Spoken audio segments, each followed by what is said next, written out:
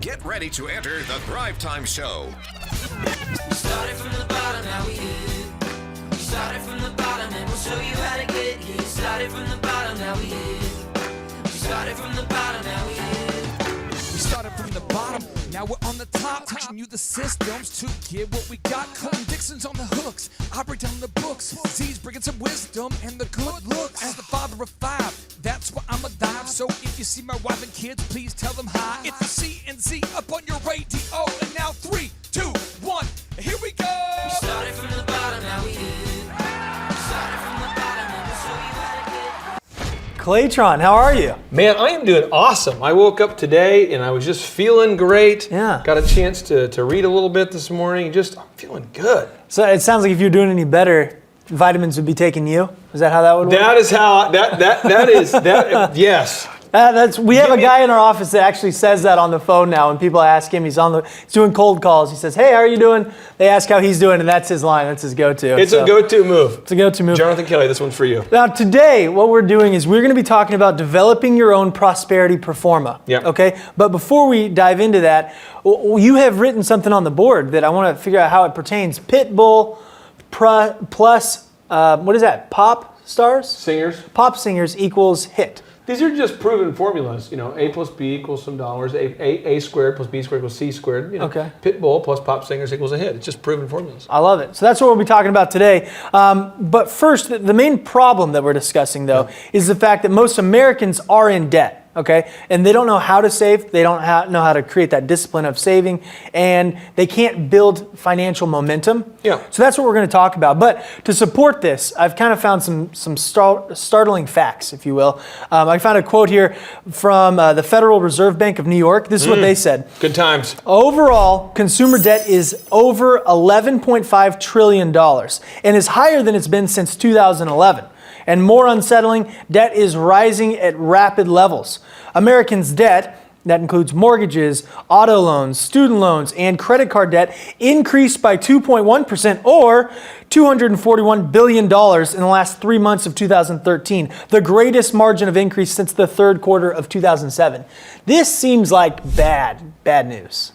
The only reason that it matters is the more debt you have, the less choices you have. Okay. So know of a young man who recently was telling me the story, but he had moved from one area out to the coast. He'd moved out to the East Coast. Mm-hmm. And the cost of living was like 3 times higher. Right. And so just to be able to make ends meet, he was working all the time. Mm-hmm. Where he used to live, he didn't have to work very much at all to, afford food, shelter, that kind of thing. So he's like, hey, I moved out there because I wanted the weather, I wanted the view, but I worked so much, I never got a chance to enjoy it. Right. So the thing is we just want to really be aware. Just be cognitively, be aware, know what's going on, be consciously aware, be present, and know, hey, how much is your cost of living right now? And I would recommend highly that you begin to develop a prosperity Forma, which we'll talk about later, so that you can begin to live a debt-free life. When I say debt-free, it means you don't owe anybody anything, right, which means you have the freedom to make those choices. Okay, I'm going to do something for you. This is a little fun. Okay, a little fun game here. We're going to play fact or fiction. Fact or fiction. Here we go. Right? So I'll read a couple statistics. You tell me if this is a fact or if this is fiction. Okay, I got it. First statistic. According to the Association of Mankind, 90% of people dislike and root against the New England Patriots. Fact or fiction? That's a fiction because most people love the Patriots. Wow. Okay, that might be fiction. The next one here, though, this is from USA Today. This is 36% of people in the U.S. have nothing saved for retirement. Fact or fiction? I'm sorry, I thought you said, what percentage of Cowboy fans have nothing saved for retirement? No, we're not talking about, it's not Cowboy fans. 36% of all people in the U.S. have nothing saved for retirement. Cowboys weren't mentioned there. I would say that's fact. And I would also say that I don't know why you keep mentioning Cowboy fans in your stats, but that's offensive to Cowboy fans. I mean, just because the Cowboy fans don't save money doesn't mean you should. This is a fact, not just Cowboys. This is a fact. 36% of the people have nothing saved for retirement. What is the impact of that? How does this happen? How can you get to a point where you have nothing saved for retirement? Well, what happens is we get busy. We get busy doing things that we do because everyone else does them. And I'll just give you an example. You get a guy, he goes to college, and I say guy, let's not be sexist. Let's get a lady. A lady goes to college, okay? So she goes to school, she graduates from high school. This is step one. She graduates from high school. In high school, most people watching this, not you, but other people, I'm sure, not you watching this, but other people, graduate from high school with $0 of debt. You don't owe anybody any money in high school. Okay. Right? I mean, usually you didn't get into a debt war with somebody. You don't owe a ton of money to somebody, right? You're not getting your third mortgage in high school. Well, then you get out of college. And when you go out of college, all of a sudden, in college, what they do is they say, well, to go to this college, it's going to cost some money. And then you get a credit card because you apply for one in college. And by the time you get out of college, you end up owing, about $100,000 for college. Then you owe about $20,000 for your car. And then you end up owing about, $15,000, maybe $10,000 of credit cards. And all of a sudden, you're used to being in debt. I mean, all of a sudden, you're like a debt management expert because you now have accumulated this debt. Right. In college, you had no debt, or in high school, you had no debt. But in college, all of a sudden, you went from 0 to whoa. And a lot of Americans get to a point where by the time they graduate from college, they're nearly $100,000 in debt. Well, that is a problem. Then what happens is you get married, and the neighbor next to you has a nice house. We'll call it a McMansion. Okay. And so the neighbor has a really nice house. And he lives in a neighborhood. You don't ever question, why the freak would I want to live in a neighborhood? You just go, well, that's I guess the American dream, so I should probably do that too. Okay. So you move into the neighborhood, and you don't buy a house with cash, you buy the house with debt. So you borrow another $400,000 for the house, and now you add it all up, and now guess what? You're $500,000 in debt, and you're 35. And so now you want to start a business, but you can't because you're 35 and you're $500,000 in debt. And you have to work in order to pay off the debt. So every month, every day, you wake up and you go, okay, I'm going to income, I'm going to go ahead and earn this month. I'm just making up an example. I'm going to earn $6,500 a month. It's a pretty good income. But you go, my debt, to service $500,000 of debt just to pay the bills, I'm out like $3,500 before I even do anything. Right. And then this is how we get stuck here. And so you have very few choices. Now, if we could eliminate this debt, all of a sudden, this is a great lifestyle. And I can tell you that what we have to do is be intentional about getting rid of our debt. We have to be intentional about living debt-free. And if we do have debt, let's get debt at a very, very great interest rate. Let's get the good kind of debt. Let's be intentional. Let's just not, but if we're not careful, we're going to go from high school to college, from college to McMansion, and each step we're going to get further and further behind. And I'm sure it's not you. I'm sure the people who we're talking about in this statistic are just strictly Cowboy fans. Well, I don't know about that. But what's interesting to support what you're saying here is the USA Today also said that 37% of people don't ever expect to retire, but instead will have to, quote, work until I'm too sick or die. That's their mindset because of this debt, it seems like. They know they're just going to have to keep working. They don't have the option to retire. Yeah, and the thing is, when you're working, there's nothing wrong with working. I think work is worship. Work is something I enjoy. I love what I do. Right. But the idea that you have to work, and you can never get ahead, that's when you start to get worn out because you don't have any hope of a better tomorrow. Right. You never have a hope of a time where you can reduce that tension. You never have a hope of a laissez-faire, which is the reduction of tension. You never have a hope of getting out of your current situation. You just feel stuck. And when you feel stuck, that pressure, that weight, you just start to come apart and you just start to physically get sick, get worn down. And Napoleon Hill, he's got an interesting quote here. I'm going to read this, a little notable quotable for you. He says, a Carnegie or a Rockefeller or a James J. Hill or a Marshall Field accumulates a fortune through the applications of the same principles available to all of us. Yeah. But we envy them and their wealth without ever thinking or studying their philosophy and applying it to ourselves. We look at a successful person in an hour of their triumph and wonder, how did they do it? how they did it. But we overlook the importance of analyzing their methods, and we forget the price that they had to pay in the careful, well-organized preparation that had to be made before they could reap the fruits of their effort. Yeah. So he's saying we see somebody in success and we just say, man, that's good for him. I wish I could do that. How did he do that? But we don't actually take the time to study how somebody did that. I have found that most people that are very, very successful know how much money they owe, they know what their expenses are, they know what their income is, and they're very detailed about planning and plotting their monthly expenses. I know most people, not you, but most people, we get very busy, right? And we have to go to the game. We're going to work. After work, we got to go to the game. We got to drop the kids off. We got to pick the kids up. We got to get to church. We got to come back. We got to return the call. And we never take the time out. We never structure the time.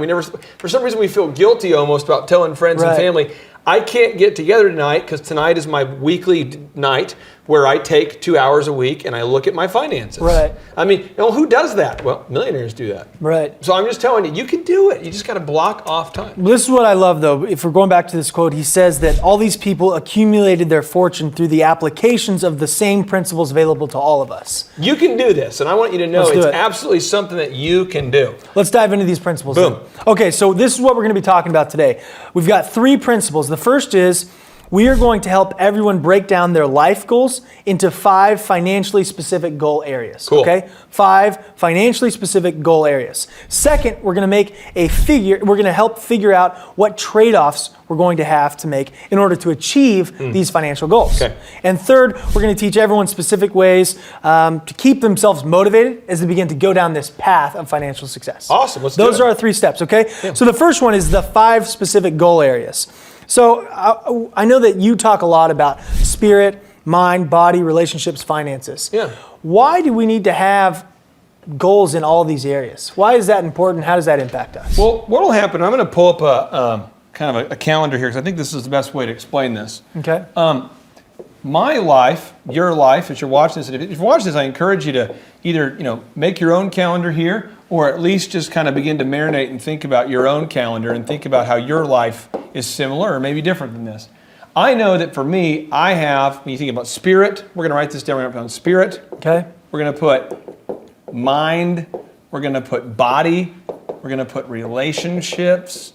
We're going to put finances.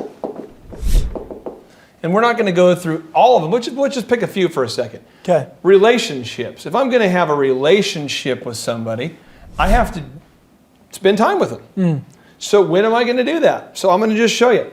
For me, or particularly on Friday nights, from about 6 o'clock to 9, this is when we get together with other family and friends. Like we get together, I'll take somebody out to eat, I'll take another couple out to eat, I'll invite kids over to the house, but every Friday, that's kind of our deal. Okay. That is the time. If someone says, hey, I'd love to go out to eat with you guys, Friday. If I would like to invite someone out to eat, Friday. Why? That's when I do it. That's my relationship time. Also on Sunday, I have my fam jam. This is my time when I spend time with my family the entire Sunday. Right. So these are times that I do that. Also, on Saturday, from about 9 o'clock to 10 o'clock on, I do more fam time. This is my fam time. This is when I spend time with my kids. So I have these 3 rocks in my schedule where I get my finances done. So as you look at this, I'm just going to cross this off and go boom. And I look at it and I say, have I invested enough time here to have a great relationship with these people? So why is this so hard for people, I guess? Because we're not blocking off times. Why is it hard to block off time? Because you feel guilty about telling people no because you've been taught this line of BS that you should feel bad if you ever say no to people. So for whatever reason, when people used to call me and say, hey, could you get together on Friday? I'm like, sure. Well, my wife needs me to spend time with her. I married her because I love her, but for some reason I was never available. And my dad, he lives in town with me. We had an opportunity to hire my dad years ago. I would like to spend time with my dad. So that's when I do it on Sunday. Okay. We've got to schedule it. Now you get in here to finances and you go, well, finances. When am I going to devote time to finances? I'm going to tell you what I do. I'm not saying what this is what you have to do. This is what I do. Monday, I typically get up on Monday like about 3 a.m. And I basically, from 3 o'clock to 7, I am planning out my day, methodically planning out my day, my calendar, my life, my finances, balancing checkbooks, whatever. This is when I do it. because people leave me alone between 3 a.m. and 7. It doesn't take time out of my family schedule. And you're not going to let that go without spending time. You're not going to make it happen in the middle of the day on a work day, but you're not going to sit there and say, I don't have time. It's right. And now you get into like mind. I mean, this is where you develop skills. I would encourage you to think about mind as kind of skills. You know, Okay. when are you gonna watch Thrive? When are you gonna read books? When are you gonna? I mean, for me, everyone's gonna have your own time. Some of you want to do it at night, but I have 5 kids. So for me, some people watching this have 5 kids, and you want to do it at night. That's fine. You can get together at night and study. That's cool. If you do it in the morning, it's fine. But you got to do it. You got to schedule time for it. So for me specifically, every single day, pre-7 a.m., before 7 a.m., that's when I'm doing it. So I'm going here, 6 a.m., I mean, it's usually 5 to 6, 5 to 7. It's right here. I'm just boom, boom, every day. Even on Saturdays, I'm just boom, boom, boom. That's when I do it. So I have, again, gone through and again to knock out my mind. Now, these are all, and again, I'm not going through all of them, but I just want to show you, you have to block off time or it won't get done.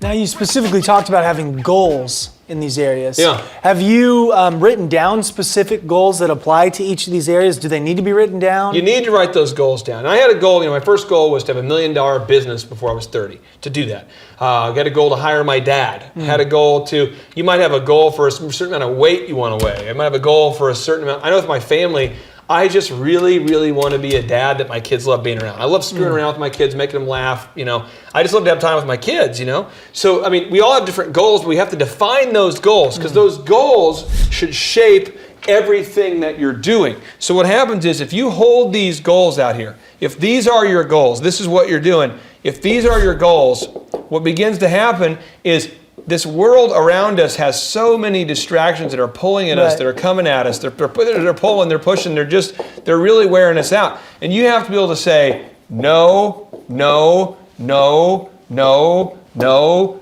no. And learning to say no is a huge thing. And I don't care if you're reading Warren Buffett, if you're reading the life of Rockefeller, if you're reading the life of Walt Disney. These are people who became excellent at saying no. Sure. You begin to have to say no to everything that doesn't help you get to those achievement of those goals. Okay, so you've got to have specific written out goals for those 5 areas. I would encourage you to do it. Yes, you absolutely have to. And that process is kind of identifying problems, and focusing on the solution. I know Tony Robbins, we got a little notable quotable here. Oh, bam. Tony Robbins says, identify your problems, but give your power and energy to solutions. So I can see in this saying, I've got a problem financially here. How do I fix that? Focus on the solution, but you got to block off time for it. Well, okay, example, it's a sad deal, but I see a lot of business owners that come to me and say, hey, I need help. I want to grow my company. And I say, cool. And I'll work with them, and I'll notice they'll play to their own strengths. So they'll say, I really want help marketing, which is fine. And you can help people market all day, and you can double the size of the gross revenue. But then I'll tell them, when are you going to block off time to do your accounting? Ooh, nobody likes that. And then you'll find people who haven't filed their taxes in 3 years. Right. Literally 3 years. And you're going, how do you not do that? Well, I just didn't have time. No, you do have time. We always have time for the things that matter only when we schedule time for them. Okay? But I'm telling you, I specifically get asked all the time. People found that I used to be an entertainer, Right. So they would come to me all the time. I get this. They'll say, could you announce the kids' game on Friday? Is there any way you could announce the game on Saturday? Is there any way you could I get that asked probably 10 times a year. Yeah. Hey, there's a football game. The announcer's gone. Could you announce the game? No. Why? Because it's a Friday and I'm with my wife and kids. It's Right. a Saturday. I'm doing this. It's a Sunday. It's not on my goal sheet. I didn't write down, become a part-time high school backup football announcer guy. That was not one of your goals? That was one of my goals. But if it was my goal to be an announcer, which it used to be, back in the day when I was doing that, I would have done it. Right. Okay, so give us some practical action items here. You've covered a lot in this first principle. What do I do right now if I'm watching this? Step 1, write out your goals. Write out your goals for spirit, mind, body, relationships, and finances. Write out goals for each of those. Yes. Then, number 2, ask yourself when. When are you going to block off time for it? When are you going to do it? Because when you block off time for it, it happens. You have to do it. So the first is write out your goals. The second is block off time Yep. to achieve those goals. I'm talking about blocking it off. When I say block it off, I'm talking about boarding up the saying doors. like block it off. I'm talking about blocking it off, Block it boarding off. up. And I mean this. You got to board the doors. You got to get your music going. Some people watching this, I know who you are, and you're somebody who says, I can't, you want to be a writer, you want to be an author, you want to do your accounting, and you go, I can't do accounting when people are around me. I have to be alone to think. Somebody else goes, I need music. I want to hear like some, I do my accounting when I got that mojo around me. That's me. I got to get the, Right. But some people are saying, I have to be alone. Someone else goes, I really prefer to do my workouts when I'm outside. Well, then you got to figure out, when are you going to be outside? Where are you going to be outside? You've got to think through it. So the step 1 is define those goals. 2, think about when. And the 3rd is where. Okay, so the 3rd action step is figure out where you're going to actually do this goal. Let's pretend for a second that you skip that step. Okay, cool, Captain Motivated. Here we go. It's 7 o'clock at night. You decide to do your accounting on a Monday night. Come to my house, try to do accounting on 7 o'clock on a Monday night. Tough with you got 5 little kids. They're all talking to you about various things. They all got different theories about what's going on. They're all wanting to show you a new sticker they bought. They're always wanting to kind of snuggle, and they're wanting to mention funny jokes and bathroom humor, and you can't get anything done. You got to block off the time and the place. At the end of this principle, we're moving on to the second principle. You talked about saying no. Okay, you harped on that a lot, and it leads right into the second principle, which is trade-offs. Okay, trade-offs. This is huge. Yeah. We've got a little notable quotable here from Jack Welch. Yeah. Jack Welch, who's fairly successful CEO. Yeah. He was the CEO of GE and actually grew it 4,000 times, 4,000%. He grew it 4,000% from the time that he took it over. This is what he says. There's no such thing as work-life balance. There are work-life choices, and you make them, and they have consequences. Yeah. Unpack that for us. Let's go ahead and dive into this. Let's dive on in here. Unpack that for us. Let me do an offensive example real quick, and that way if we get offended, maybe we get shocked into thinking about this, okay? Oh, man. So let's say that we have kids. My wife and I have 5 kids, and my wife says, I want to go to work. And I say, cool, you're going to work. She wants to work, right? Okay. And so she says, I would like for you to stay home. Cool? So I stay home. Let's say I stay home for 18 years, right? And she works for 18 years. Forget the gender thing for a second, a little bit. Forget the gender thing for a second, a little bit. We don't want to do it too much because otherwise we would forget to be offended. Here we go. She's going to make more money than me. Why? Because I have not been working for the last 18 years. Makes sense. And she has. So the degree she has, or the occupation she entered in, she will maintain a relevant skill set. Okay. Let's just pretend I haven't worked on my work skills at all in 18 years. Well, let's say you go back 18 years before now. So we're going back from 2015 to 2007, back, so we're back in the 90s now. Okay. If I hadn't been to work since Vanilla Ice, wow. I haven't been to work since Vanilla Ice. I remember Ice Ice Baby. Yeah. Last time I was at the company function, I was going, hey guys, do you guys want to play Ice Ice Baby and at the corporate? Said, yes, everyone's going, do. yeah. You yes, know what I mean? do. And they were going, that is the song. And I was going, man, I remember back in the day. So I finally get hired now, 18 years later. Okay. I finally get hired. My wife's company hires me. Somehow I'm there and I'm like, homies, check it out. I got a playlist for this year's corporate party, Vanilla Ice. Yeah. People are going to go, where have you been the last 18 years, bro? Well, the thing is, I traded off. I took time away for the family. Thus, I traded off that income potential. So when I get back into the workforce, I'm going to make less. Okay. Another example, I'll give you one more. If you're spending time doing your finances, and you block it off and you say Thursday night at, let's say 7 p.m., that's when it's going down. Okay. I'm going to do that. That's when it's going down. And you say, this is what I'm going to do. Well, your buddy, Troy, who's in a bowling league, Troy's a good guy. He's a nice guy. We like Troy. He's a handsome guy. He's a big bowler. I just want to say I really do appreciate your claymations. Yeah, no, they make my day so much happier. Well, this is Troy. He's in a bowling league. When you're in a bowling league, you get your name embroidered on the shirt. Of course. And Troy says, hey, do you want to come and participate in our super bowling tournament? That sounds fun. Because we've got our own custom ball, and it's the new thing. Does sound fun. And you say, I can't do it, Troy, because I'm in the process of doing my accounting. Guess what? You can't be in the tournament and be bowling at the same time. It's a trade-off. But people who are obsessed with going out to karaoke every single night of the week and trying to do your accounting, it won't get done. You have to decide A or B. You are not an optical illusion. You can't be in two places at the same time. You're not like one of those Star Wars holograms, you know, where the emperor could not be there physically, but he could be there through the hologram. You can't do that. You got to be somewhere. So you have to trade off. But this whole jackassery belief that we can do everything at the same time isn't possible. So be an awesome parent, be an awesome dude, but choose what you're going to do, but you can't do everything. You can just choose to do some things.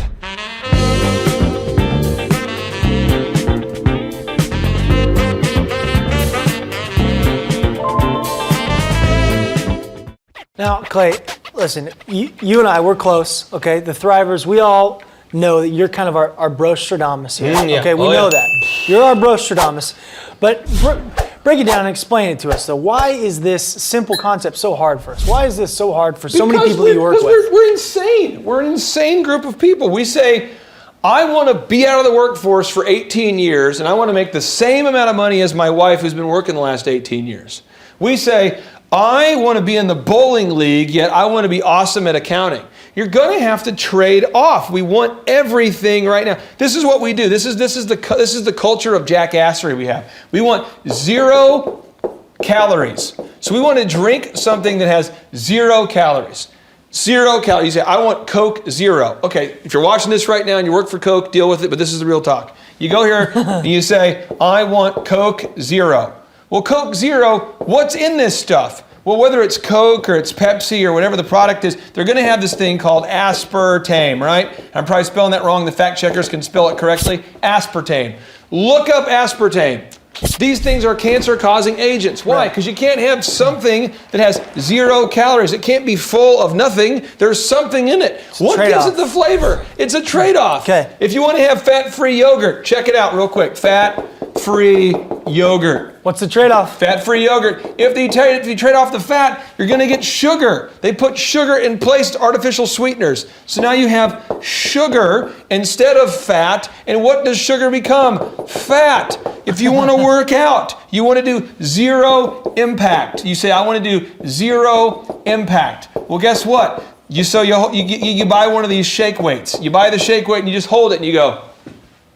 And then you say, what are you doing, Mom? What are you doing, Dad? I'm just shake weighting. You know, and then you're not getting in shape. Sure. Why? Because it's 0 impact. It doesn't work. But the thing is, and I don't want to judge you, because I'm stupid too. We all do stupid things. We all are drinking Coke 0. We're all going, well, I'm drinking Coke 0. I'm on a diet. Whatever. The fact is you're eating something that it has to have something in it. It can't be nothing. Right. It's not Coke Air. It's Coke something. Okay. Aspartame. Then you go and you say, fat-free yogurt.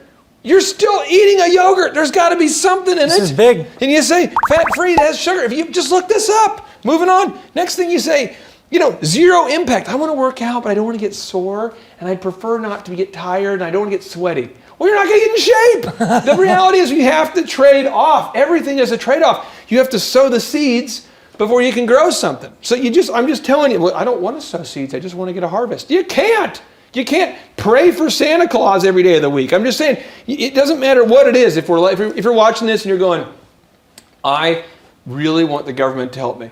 Cool. The government can help all of us. They could bring us a boatload of cash right now. But guess what? Someone's got to pay for that stuff. It has to happen. So there's no such thing as a free lunch. There's no such thing as something that doesn't require a trade-off. And all Jack Welch is doing is saying, let's get real. It's a trade-off. There's no work-life balance. Right. You can't be awesome at everything with no trade-offs. And this is something, in all seriousness, you're passionate about because you've worked with thousands of people now. And I was an idiot. I did this for so long. For so long, I didn't want to read and study. I was like, I want to be awesome at my job, but I never want to study. For so long, how long did you keep trying the shake weight without any success? Are you saying I should stop using the shake weight? How long was so long until you're like, this might not be working? Well, I'll tell you, I was working at Faith Highway, and I remember I would not read books. My boss said, you have to read Think and Grow Rich. Yeah. I'm like, I've skimmed it. Yeah. Well, you need to read it. Well, I have it. You need to bring your book to the meeting and write down notes. Well, I pretty much know everything in there. It's pretty much common sense. I pretty much understand it. But then all that BS we tell ourselves. Right. I was terrible at my freaking job. But once my boss says, I'm going to fire you if you don't read this book. Yeah. All of a sudden, I'm like, whoa, I am motivated. So I started reading these books. Well, guess what? As I started to learn more, I started to earn more. That's amazing. But forever, I hated reading. Just being real, I don't even like reading a lot of things I read right now. But you know what? I discover every time I add a new weapon to my arsenal, I can blow more stuff up. It's awesome. Okay, I love what Dave Ramsey says, because he says this perfectly supports the second point here about trade-offs, okay? And Dave Ramsey, I mean, he's New York Times best-selling author, all about finance. He's very much preaches against debt, but has helped, I mean, thousands upon thousands of people get out of debt. It's incredible, okay? But this is what he says. If you will live like no one else, later you can live like no one else. Oh, boom. If you live like no one else, later you can live like no one else. What is he saying? It's a little riddle here. Well, it's a little trade-off, actually. Okay. So my wife and I, this is what we did. And this is my life. This was real talk. Okay. This is my income, you know, and this was my expenses. And I'm working over here at Faith Highway. Okay, I'm working at Faith Highway, so let's put FH, Faith Highway. I'm working over at Applebee's, you know, and I'm working over here with the DJ business. And my wife is working here at Office Depot, and my wife is also working as a cheerleader, you know? We took all of the money we made and you add it up, we were probably making about $4,000 a month. But I had to buy DJ equipment. And that DJ equipment, I was trying to spend about $2,000 a month on equipment so I could buy, because every system I bought was about $3,500. Okay. So this was just on DJ gear. Right. So in order to do that, we had to decide what are things we can't do. So we said, well, we have $0 available for AC, air conditioning. We have $0 available for dates. So we went on those dollar movies, you know, the dollar movie. So we did things, but we kept our expenses low. So we were able to have our monthly, just the cost of just eating, you know, shelter, you know, food, shelter, just the whole, you know, our car, just the basics. We got that down to about $2,000. But Clay, you had friends, I'm sure, friends your age at that time, probably making something similar, maybe $4,000 a month, who had AC.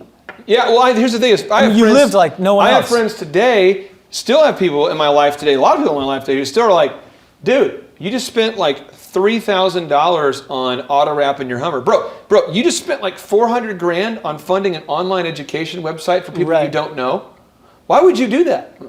Because I know that if I live like no one else now, I'll live like no one else later. So I'm just telling you, like, when we started Thrive, you, me, the whole team, we believe in you. And we're going, I don't know who you are. I don't know where you're from, but I know you need to hear this. And so we're going to invest in the money and the technology and the team. We're going to do it. Now, my wife and I, we made sacrifices. Oh, yeah. When you sell a business, you sell $1 million business, you're having a lot of success, you want to lay in a hammock. Party wants to do that. But when I see people like you who need help and need this kind of thing, I'm like, you know what? Who am I not to do that? So that's why we're building Thrive. Again, we're living like no one else now. You live like no one else later. Boom. Okay, so an action step for us, because this is a huge principle. What do I do today if I'm watching right now? Talk to the Thrivers. What is my action step? Ask yourself right now, what do you want? Okay. What do you want? Spirit, mind, body, relationships, finances. Okay. And then ask yourself, what are you going to have to give up? And to make it easy for you, I'm just going to show you. Okay. There are things right now that everybody watching this, with the exception of you, you're good. Everybody else is. But the things you're going to have to do is you're going to probably have to reduce the TV time. Yeah. Probably have to cut that. Reduce. I'm going to say reduce. You know, I understand if you have like the Patriots season package and you want to watch all the games, or the Cowboys. I even understand if you have the Cowboys season package. Yeah, you want to watch this year. I understand your dedication. I understand how hard it is to you've been through some stuff. Okay. And you have be careful. Be careful what you're saying. Yeah. So anyway, reduce the TV time. You know, all of us need to do that. We all can reduce the cost of going out to eat. Okay. Okay, because a lot of times you don't want a brown bag. You know you should brown bag, but you don't brown bag. You end up buying lunch every day. So reduce what you spend on out to eat. Reduce the TV time. Maybe you say, I'm going to call this random buying. It's kind of like where it's 4 a.m. You're tired and you're like, well, I do want Domino's pizza. It's because it's just you get to a certain point of mental fatigue. You start eating bad. You start thinking bad. That kind of thing. But think about the things you want to reduce. Think about the costs over here, and then think about the time. Okay. Okay? So the TV, yes, that's a cost, and that's a TV time. Okay. Okay? Think about the time spent with, I'm just going to say this, negative people. I'm going to say the time spent doing nothing. where you're just sort of mentally drifting. You think about the costs and the time that you can start to reduce and pull out of your life, and think about the things you really want, and begin to intentionally, literally make trade-offs. Say, I'm not going to do that because I am going to do that. Okay, so the action item is to identify the areas of trade-offs. Go in eyes wide open. Know what you're going to trade off. Okay, I love it.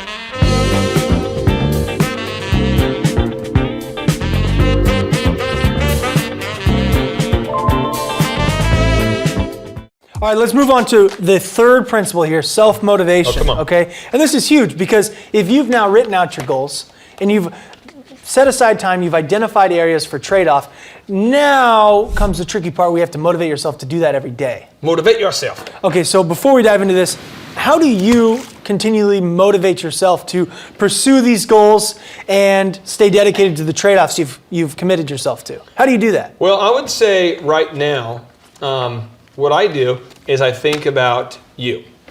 We have thrivers all across the country who email in and they say, hey, I'm applying this principle and I'm actually making 20% more than I did last year. I'm actually increased my sales by 5%. Hey, I decreased my costs last week by...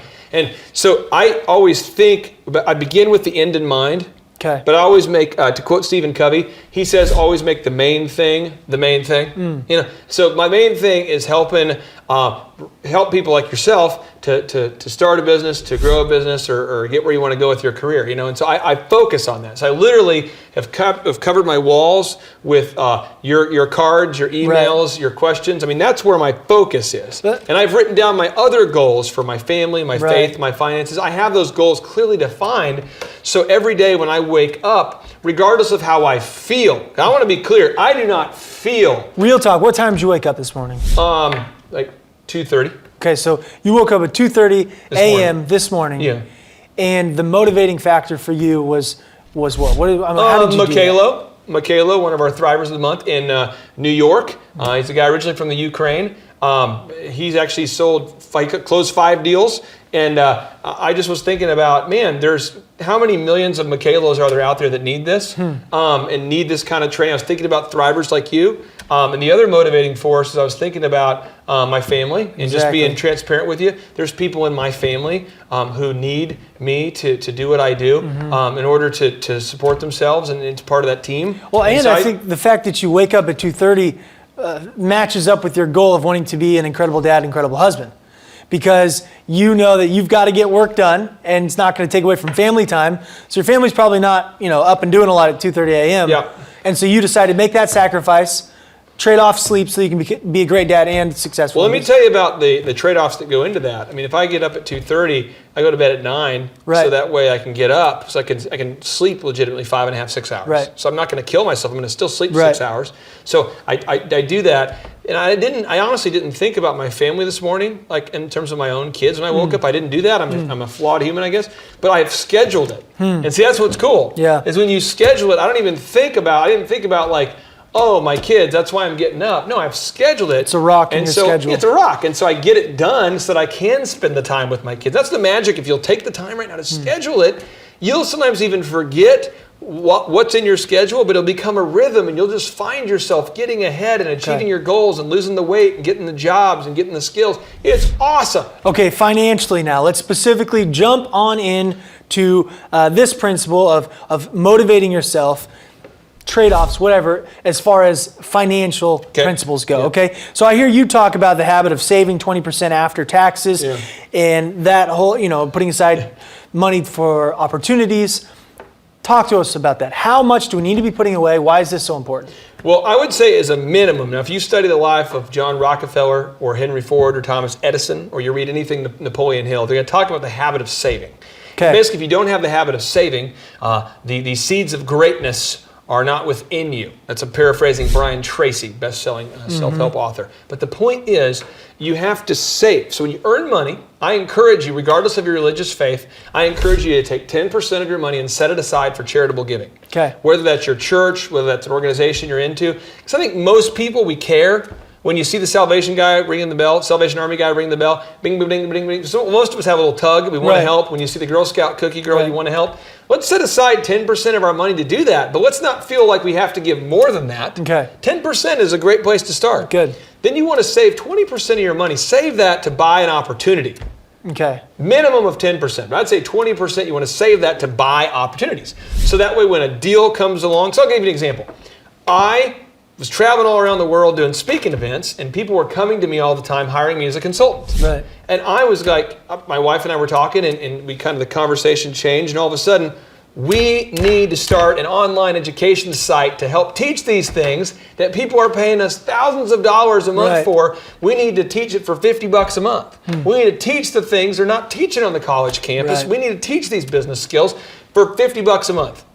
Well, what does it cost to do that? I don't know, $3 million? Yeah. But if you don't save, you can't do it. And because we saved, all the investors are like, well, did you put in money? Yeah. I'm like, yeah, I already put in $100,000. Did you put in money? Yeah, I already put in $200,000. Okay, well, I mean, you're crazy if you think people are going to want to invest in you when you don't invest in you. You are a business. You're not a businessman. This is you intense. are a business. You need to invest in yourself. You're worth it. God put you on the planet for a purpose, and just invest in yourself. Believe in your own dreams and be disciplined enough to say no to the random purchases. Say no to all the ridiculous cable TV packages we have. And say yes to your education. Say yes to investing in yourself. This is intense.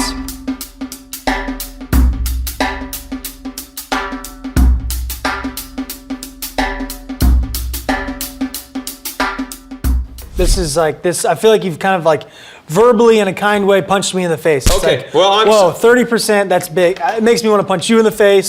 It's like we're punching each other in the face, but it's good. Okay. This is huge for us, and so I feel like when you're giving these principles, it's not just an opinion that you have. This is all based on studying successful people. It's based on these books that you've read, and it's a proven philosophy you've seen work over and I've over. read more autobiographies than is healthy. Okay. And I can just tell you, if you read the autobiographies or the biographies of Ford, Disney, Abraham Lincoln, whatever, all these people, at the end of the day, you'll start to realize they had they had a hard time in life, and then once they began to develop the habit of saving, when you save, it is awesome. It is awesome because you don't get stressed out about stuff. And when you can manage your lifestyle, when you're intentional about not spending money on crap you don't need, you are gonna get ahead. And when you get ahead, it just feels good. I love waking up going, man, I don't have to do anything today if I don't want to. I choose to, but if I don't want to, I don't need to. You can do it. So tell me about this limited balance, the debit credit card move that you've talked about, or the cash envelope move, the automatic savings. Let's get into specific financial moves here as we're starting this momentum. Okay, well, one, we're talking about the debit card. What you do is you get a debit card, you put a specific amount of cash on that beast. So when you get paid this month, let's say you make $3,000 this month, you might put $400 on that card, and you say, that's all I'm going to spend this month on groceries. Okay, so this is the move to help you stay within those financial goals you've set. I know multiple people who are very successful who do this. Right. And you're like, so when they go to the store and they get overdrafted, it tells them that they're overdrafted and they can't buy anything? And yes. So these people are fastidious about putting a limited amount of money on the debit card and literally not spending more than that every month. That's crazy. That's you crazy. Start going in your closet, your pantry, looking at beans, going, how old are these beans? Can we eat these beans? You start looking at old soup. All of a sudden you realize, I've got some old food in my fridge that's still it hasn't gone bad. I'm going to start eating that. Right. But I'm just telling you, that is the financial discipline you need to have in order to get where you want to go. And that's one method to do that. Now, the other method is a cash envelope. Okay. Some people I know, numerous people, Dave Ramsey endorses this idea of taking cash and putting it in an envelope. And you put the money in the envelope, and every month that's all you spend. So you say, this month I'm going to spend $500 total on food. Okay. You put the cash in the envelope. Every time you go to the store, you buy what you need to buy. And at the end of the month, when you run out of money, but you still have some month left, you're done spending. That's it. Yeah. That's huge. You start eating ramen noodles. This is what I have a notable quotable. Yep. Supports exactly what you're saying here. This is from Napoleon Hill. Okay. He's the guy, he dedicated his entire life to studying the most successful, wealthiest people in the world, their habits, put it into a book, and became the best-selling self-help book author ever. 70 million copies sold. Boom. Okay, so here's what he has to say. Adopt, as a part of your definite chief aim, the habit of saving a regular portion of your income.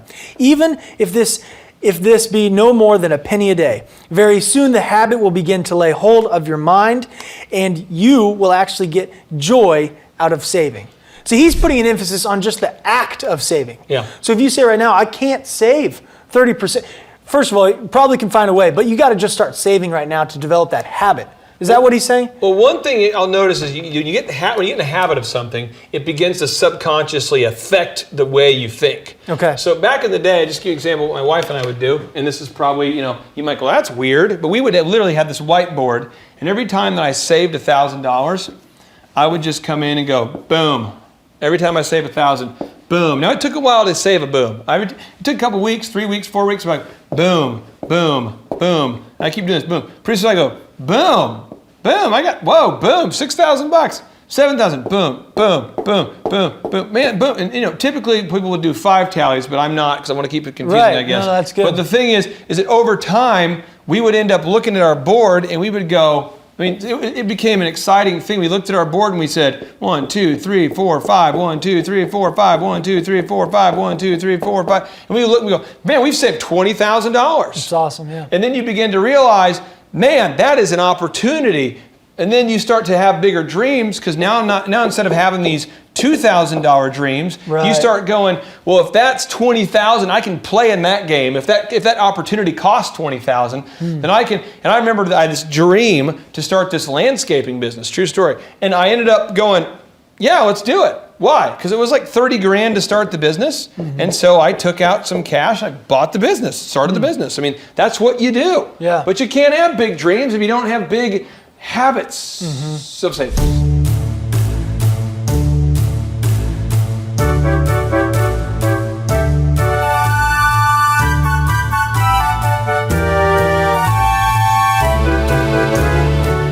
So Napoleon Hill touched on why that habit's so important.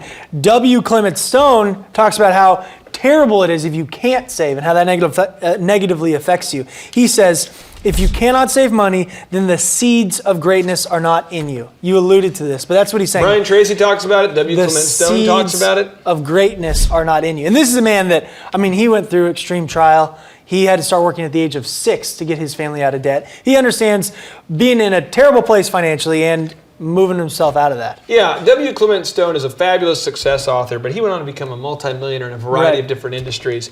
But he's just saying if you can't save, you're not going to be in the game. Yeah. And I love you so much. I really do care about you. And I want you to know, I'm trying to give you the real talk that you need to hear. You need to hear it. We all need to hear it. We need to save. Save, that's not fun. Well, it's really fun when you have money saved. You can do awesome things with it. Okay, so these are the ways that we need to motivate ourselves. In summary here, this is what we've talked about today, okay? Yeah. We started with identifying the 5 goal areas. Yep. You've got to go ahead and write out goals for each of those areas. If you don't do it, you're kind of stuck. I'm just telling you, you have a much higher likelihood of achieving your goals if you write them down. Okay, so then you've written the goals down. Now you've actually got to identify areas for trade-offs. That's tough because that means saying no. You've got to give something up to achieve those goals. Yeah. Now you for instance, I'll just give you an example. I mean this in all sincerity. You're one of the most fastidious guys I know when it comes to preparation. And when we're, recording this content for you guys, there's fact checking, there's research, there's a lot of work that's gone into that.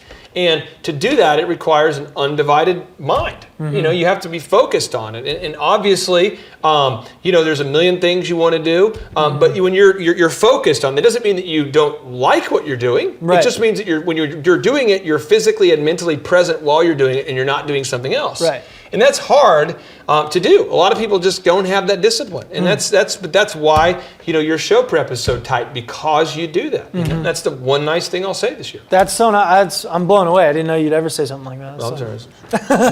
Who put that on the prompter? Don't cut that out. Okay. Third thing that we talked about though is the self-motivation, and you gave us specific moves when you're starting that financial momentum with the debit card move, the cash move. These are ways to help you focus on the trade-offs and focus on the goals.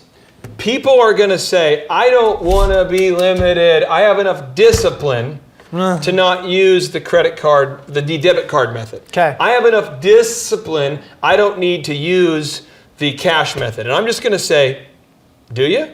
Yeah. And probably you do. But the guy next to you doesn't. Right. But what I'm saying is, now statistically, if we go back to the very, very, very beginning, the majority of Americans, the vast majority of Americans have nothing saved for retirement. That's true. So if you're somebody who doesn't need those guardrails and need that discipline, you are a unique person.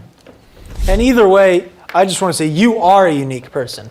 Not just because of your skin tone, but America, America. The jerseys, you know he wears a jersey under every single suit. Well, I want to real quick. This is David Robinson. Shout out here. David Robinson, this is for you, buddy. This is an actual embroidered, real deal, old school San Antonio Spurs jersey I'm wearing. They representing David Robinson. Very few men in suits that I know wear basketball jerseys underneath it. So very few men that you know like you. Wow. And on that note, we will end it. All right, JT, so hypothetically, in your mind, what is the purpose of having a business? To get you to your goals. So it's a vehicle to get you to your destination. Whoa. And would you need profits to get there? I mean, is when you have a business that's successful, in your mind, in your expert opinion, would you need profits to get you to your goals? Yeah, because if you have a $15 million business, but you have $15 million of expenses, it's kind of pointless. Holy crap. All right, so the question I would have here for you, if you could take 10 minutes or less and see if you could save $3,000 a year by reducing your credit card fees, would you do it? Yes, absolutely. Holy crap. Why would somebody out there who's listening right now who has a sane mind, why would they not go to thrivetimeshow.com/credit-card, thrivetimeshow.com/credit-card to schedule a 10-minute consultation to see if they can reduce their credit card fees by at least $3,000 a year. Why would they not do it? Yeah, why would they not do it? Maybe because they didn't understand how you said the website. This tree is a symbol of the spirit of the Griswold family Christmas. No, that's clear. Okay, so that could be true. So I would encourage everybody to check out thrivetimeshow.com/credit-card, thrivetimeshow.com/credit-card. What would be another reason why someone would not be willing to take 10 minutes to compare rates to see if they could save $3,000 or more on credit card fees? Maybe they think it is a waste of time and that it won't. It's not possible. If there's somebody out there that's making more than $3,000 every 10 minutes, and they're like, nah, that's not worth my time. We getting there, right money. We getting there, right money. There's probably someone out there. Okay. They would think that. Well, I'll just tell you, folks, if you're out there today and you're making less than $3,000 per 10 minutes, I would highly recommend that you go to thrivetimeshow.com/credit-card because you can compare rates, you can save money. And, you know, the big goal, in my opinion, of building a business is to create time freedom and financial freedom. And in order to do that, you have to maximize your profits. Holy crap. Now, one way to maximize your profits is to increase your revenue. Another way to do it is to decrease your expenses. It's a profit deal. It takes the pressure off. JT, is there any other reason why somebody would not be willing to take 10 minutes to compare rates to see if they could save a total of $3,000 a year on average?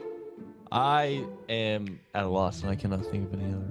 Shampoo is better. I go on first and clean the hair.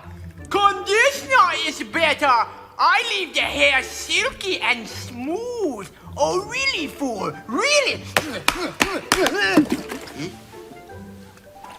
Stop looking at me, Swan. Well, let me tell you a good story here real quick here. I actually, years ago, compared rates with this company here called IPS. It's Integrated Payment Services. And I scheduled a consultation. I don't know that I was skeptical. I just thought, whatever, I'll take 10 minutes. I'll compare rates. I can't tell. You can tell me I'm a doctor. No, I mean, I'm just not sure. Or can't you take a guess? Well, not for another 2 hours. You can't take a guess for another 2 hours? And in my particular case, I save over $20,000 a year. Holy crap. Wow. Which is, like groceries when my wife goes to the organic stores. Find everything you need today? Yeah. Great, okay. Oh, God. No. Everything okay, ma'am? It's just that you've only scanned a few items and it's already $60. I'm so scared. Okay, I'm a trained professional, ma'am. I've scanned a lot of groceries. I need you to stay with me. It's just that my in-laws are in town and they want a charcuterie board. Well, this isn't gonna be easy, so I need you to be brave, all right? What's your name? Patricia. Trisha, all right. I need you to take a deep breath. We're about to do the cheese. You know, that's the difference between eating organic and not organic. So because my wife eats organic, I had to take the 10 minutes needed to compare rates to save the $20,000 a year on credit card fees just for one of my companies. One question, what's the brand name of the clock? The brand name of the clock, Rod. Do we have it? Brand name of the clock. It's an elegant from Ridgeway. It's from Ridgeway. Let's buy the clock and sell the fireplace. So I encourage everybody out there, go to thrivetimeshow.com/credit-card. You schedule a free consultation, request information. A member of our team will call you. They'll schedule a free consultation. It should take you 10 minutes or less. And they're going to compare rates and see if they can't save you more than $3,000 a year off of your credit card processing. You were hoping what? I wouldn't owe you money at the end of the day. No, you don't owe us money. Because at the end of the day, the goal of the business is to create time freedom and financial freedom. And in order to do that, you need to create additional profits.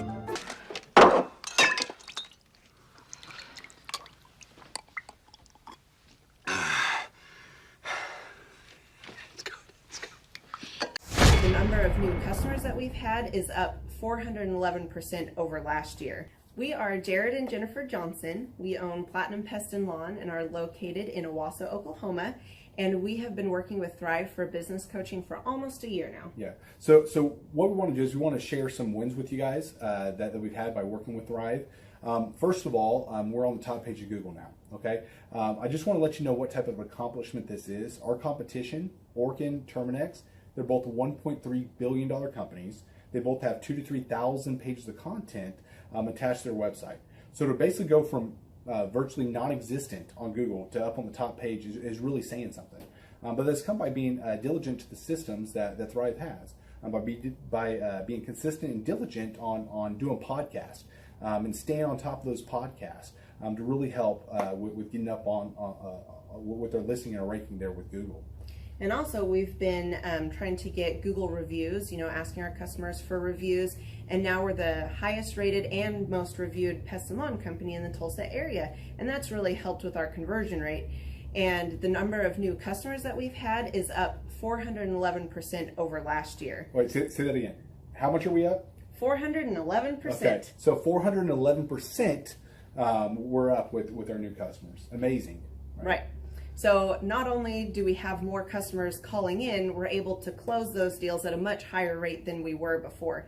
Right now, our closing rate is about 85%, and that's largely due to, first of all, like our Google reviews that we've gotten people really see that our customers are happy, but also we have a script that we follow. And so when customers call in, they get all the information that they need. That script has been refined time and time again. It wasn't a one and done deal. It was a system that we followed with Thrive in the refining process, and that has obviously the 411% shows that system works. Yeah. So here's a big one for you. So last week alone, our booking percentage was 91%. We actually booked more deals, more new customers last year than we did the first 5 months. Or I'm sorry, we booked more deals last week than we did the first 5 months of last year from before we worked with Thrive. So again, we booked more deals last week than the first 5 months of last year. And it's incredible. But the reason why we have that success is by implementing the systems that Thrive has taught us and helped us out with. So. Some of those systems that we've implemented are group interviews. That way we've really been able to come up with a really great team. We've created and implemented checklists. That way everything gets done and it gets done right. It creates accountability. We're able to make sure that everything gets done properly, both out in the field and also in our office. And also doing the podcast, like Jared had mentioned, that has really, really contributed to our success. But that, like I said, the diligence and consistency in doing those and that system has really, really been a big blessing in our lives. And also, it's really shown that we've gotten the success from following those systems. Yeah. So before working with Thrive, we were basically stuck. Really no new growth with our business. And we were in a rut, and we didn't know. The last 3 years, our customer base had pretty much stayed the same. We weren't shrinking, but we weren't really growing either. Yeah, and so we didn't really know where to go, what to do, how to get out of this rut that we're in. But Thrive helped us with that. You know, they implemented those systems. That they taught us those systems. They taught us the knowledge that we needed in order to succeed. Now it's been a grind. Absolutely, it's been a grind this last year. But we're getting those fruits from that hard work and the diligent effort that we're able to put into it. So again, we were in a rut. Thrive helped us get out of that rut. And if you're thinking about working with Thrive, quit thinking about it and just do it. Do the action, and you'll get the results. It will take hard work and discipline, but that's what it's going to take in order to really succeed. So we just want to give a big shout out to Thrive, a big thank you out there to Thrive. We wouldn't be where we're at now without their help. Hi, I'm Dr. Mark Morrow. I'm a pediatric dentist. Through our new digital marketing plan, we have seen a marked increase in the number of new patients that we're seeing every month, year over year. 1 month, for example, we went from 110 new patients the previous year to over 180 new patients in the same month. And overall, our average is running about 40 to 42% increase month over month, year over year. The group of people required to implement our new digital marketing plan is immense, starting with a business coach, videographers, photographers, web designers. Back when I graduated dental school in 1985, nobody advertised. The only marketing that was ethically allowed in everybody's eyes was mouth-to-mouth marketing. By choosing to use the services, you're choosing to use a proven turnkey marketing and coaching system that will grow your practice and get you the results that you are looking for. I went to the University of Oklahoma College of Dentistry, graduated in 1983, and then I did my pediatric dental residency at Baylor College of Dentistry from 1983 to 1985. Hello, my name is Charles Kolaw with Kolaw Fitness. Today I want to tell you a little bit about Clay Clark and how I know Clay Clark. Clay Clark has been my business coach since 2017. He's helped us grow from 2 locations to now 6 locations. We're planning to do 7 locations in 7 years and then franchise. And Clay has done a great job of helping us navigate anything that has to do with like running the business, building the systems, the checklists, the workflows, the audits, how to navigate lease agreements, how to buy property, how to work with brokers and builders. This guy is just amazing. He's this kind of guy has worked in every single industry. He's written books with like Lee Cockrell, head of Disney, with the 40,000 cast members. He's friends with like Mike Lindell. He does Reawaken America tours where he does these tours all across the country where 10,000 or more people show up to some of these tours. On the day-to-day, he does anywhere from about 160 companies. He's at the top. He has a team of business coaches, videographers, and graphic designers and web developers, and they run 160 companies every single week. So think of this guy with a team of business coaches running 160 companies. So in the weekly, he's running 160 companies. Every 6 to 8 weeks, he's doing Reawaken America tours. Every 6 to 8 weeks, he's also doing business conferences where 200 people show up, and he teaches people a 13-step proven system that he's done and worked with billionaires, helping them grow their companies. So I've seen guys from startups go from startup to being multimillionaires, teaching people how to get time freedom and financial freedom through the system. Critical thinking, document creation, putting it into organizing everything in their head to building into a franchisable, scalable business. Like one of his businesses has like 500 franchises. That's just one of the companies or brands that he works with. So amazing guy, Elon Musk kind of like smart guy. He kind of comes off sometimes as socially awkward, but he's so brilliant and he's taught me so much. When I say that, like Clay is like, he doesn't care what people think when you're talking to him. He cares about where you're going in your life and where he can get you to go. And that's what I like most about him. He's like a good coach. A coach isn't just making you feel good all the time. A coach is actually helping you get to the best you. And Clay has been an amazing business coach. Through the course of that, we became friends. I was really most impressed with him is when I was shadowing him one time. We went into a business deal and listened to it. I got to shadow and listen to it. And when we walked out, I knew that he could make millions on the deal. And they were super excited about working with him. And he told me, he's like, I'm not going to touch it. I'm going to turn it down because he knew it was going to harm the common good of people in the long run. And the guy's integrity just really wowed me. It brought tears to my eyes to see that this guy, his highest desire was to do what's right And anyways, just an amazing man. So anyways, impacted me a lot. He's helped navigate anytime I've got nervous or worried about how to run the company, or you know, navigating competition and an economy that's like, I remember we got closed down for 3 months. He helped us navigate on how to stay open, how to get back open, how to just survive through all the COVID shutdowns, lockdowns. I'm Rachel with Tip Top Canine, and we just want to give a huge thank you to Clay and Vanessa Clark. Hey guys, I'm Ryan with Tip Top Canine. Just want to say a big thank you to Thrive 15. Thank you to Make Your Life Epic. We love you guys, we appreciate you, and really just appreciate how far you've taken us. This is our old house, right? This is where we used to live a few years ago. This is our old neighborhood. See? It's nice, right? So this is my old van and our old school marketing, and this is our old team. And by team, I mean it's me and another guy. This is our new house with our new neighborhood. This is our new van with our new marketing, and this is our new team. We went from 4 to 14, and I took this beautiful photo. We worked with several different business coaches in the past, and they were all about helping Ryan sell better and just teaching sales, which is awesome, but Ryan is a really great salesman. So we didn't need that. We needed somebody to help us get everything that was in his head out into systems, into manuals and scripts, and actually build a team. So now that we have systems in place, we've gone from 1 to 10 locations in only a year. In October 2016, we grossed 13 grand for the whole month. Right now it's 2018, the month of October. It's only the 22nd. We've already grossed a little over 50 grand for the whole month, and we still have time to go. We're just thankful for you, thankful for Thrive and your mentorship, and we're really thankful that you guys have helped us to grow a business that we run now instead of the business running us. Just thank you times 1,000. The Thrive Time Show 2-day interactive business workshops are the highest and most reviewed business workshops on the planet. You can learn the proven 13-point business systems that Dr. Zellner and I have used over and over to start and grow successful companies. I mean, we get into the specific steps on what you need to do to optimize your website. We're going to teach you how to fix your conversion rate. We're going to teach you how to do a social media marketing campaign that works. How do you raise capital? How do you get a small business loan? We teach you everything you need to know here during a 2-day, 15-hour workshop. It's all here for you. You work every day in your business, but for 2 days you can escape and work on your business and build these proven systems, so now you can have a successful company that will produce both the time freedom and the financial freedom that you deserve. You're going to leave energized, motivated, but you're also going to leave empowered.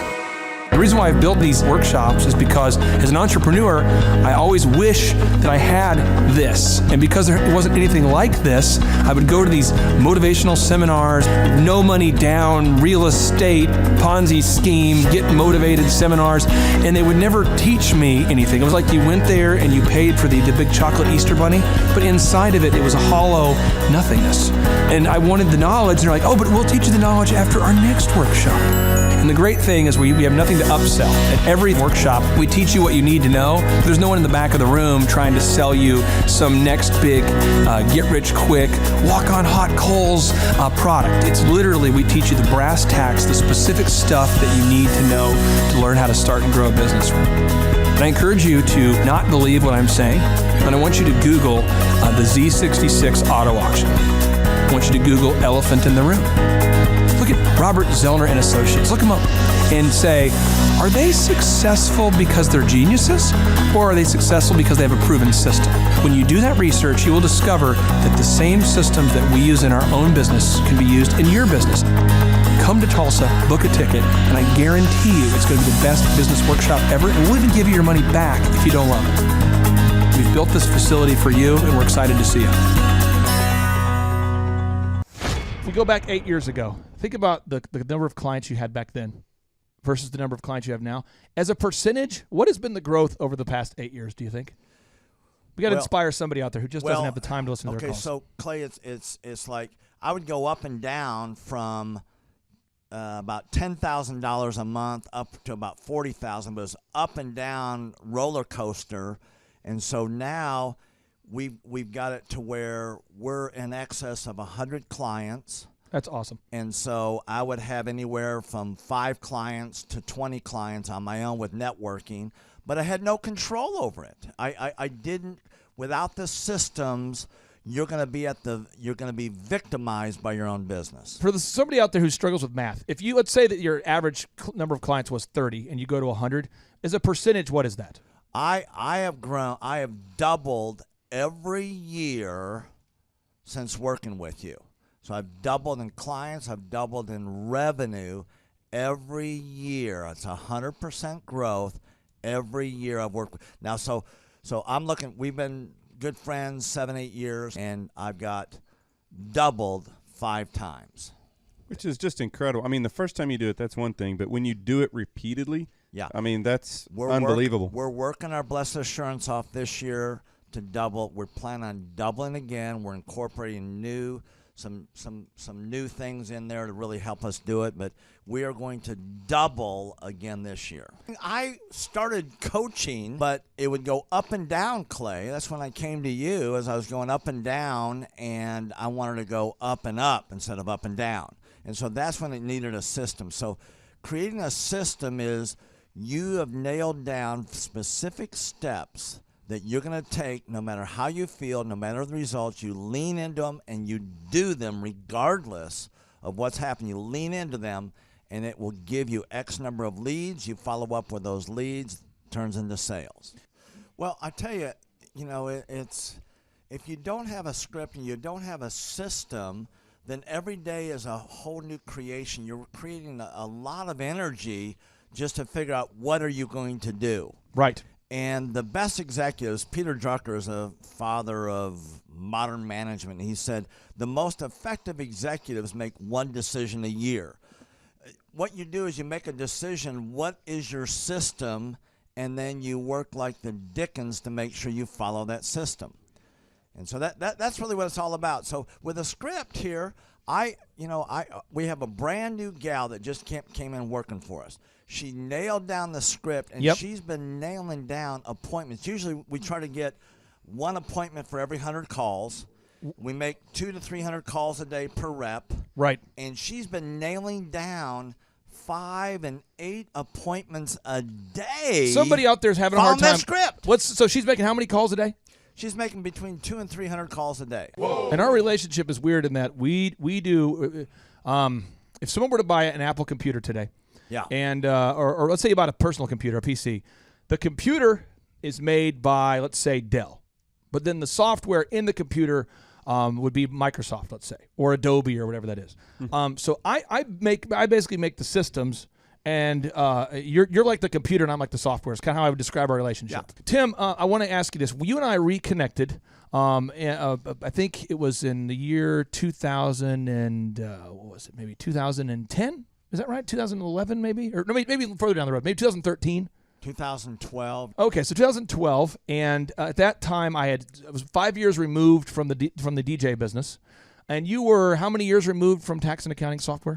It was about 10, 11 years. We met, how did we re-meet? What was the first interaction? There was some interaction where you and I first connected. I just remember that somehow you and I went to Hideaway Pizza. But do you remember when we first reconnected? Yeah. Well, we had that speaking thing that... there it was. So it was Victory Christian Center. I was speaking there. My name is Robert Redmond. I actually first met Clay almost 3 years ago to the day. I don't know if he remembers it or not, but I wasn't working with him at the time. I asked to see him and just ask him some questions to help, direct my life, to get some mentorship. But I've been working with Clay for now just over a year. The role I play here is a business coach, business consultant. I work with different businesses implementing best practice processes and systems that I have learned here by working with Clay. And the experience working here has, to put it real plainly, has been just life-changing. I have not only learned new things and have gained new knowledge, but I have gained a whole new mindset that I believe wherever I end up will serve me well throughout the rest of my life. Since working with Clay, I have learned so much. I mean, I would like to say almost everything about business in terms of the different categories. I haven't learned it all. but I've learned all about marketing. I've learned about advertising. I've learned about branding. I've learned how to create a sales process for organizations in any industry. I've learned how to sell. I've learned how to create repeatable systems and processes and hold people accountable. You know, how to hire people. It's almost like every aspect of a business you can learn. I have learned a lot in those different categories. And then, again, the mindset that I've gained here has been huge. You know, working here, you can't be a mediocre person. You are a call to a higher standard of excellence. And then as you're called to that standard here, you begin to see those outcomes in every area of your life. That standard of excellence that you want to implement no matter what you're involved in. I would like to describe the other people that work with Clay are people that are going somewhere with their life. Marshall in the group interview talks about how you know, the best fits for this organization are the people that are goal-oriented. So they're on their own trajectory, and we're on our own trajectory. And the best fits are those people where there can be a mutually beneficial relationship, that as we pursue our goals and we help the business pursue those goals, the business helps us pursue our goals as well. And so I'd say people that are driven, people that want to make something of their lives, people that are goal-oriented, they're focused, and they're committed to overcoming any adversity that may come their way. Clay's passion for helping business owners grow their businesses it's unique in that I don't know if there's anyone else that can be as passionate. You know, whenever a business starts working with Clay, it's almost as like Clay is running that business in the sense that he has something at stake. You know, he's just serving them. They're one of his clients, but it's as if he is actively involved in the business. Whenever they have a win, he's posting it all over his social media. He's shouting it across the room here at Thrive.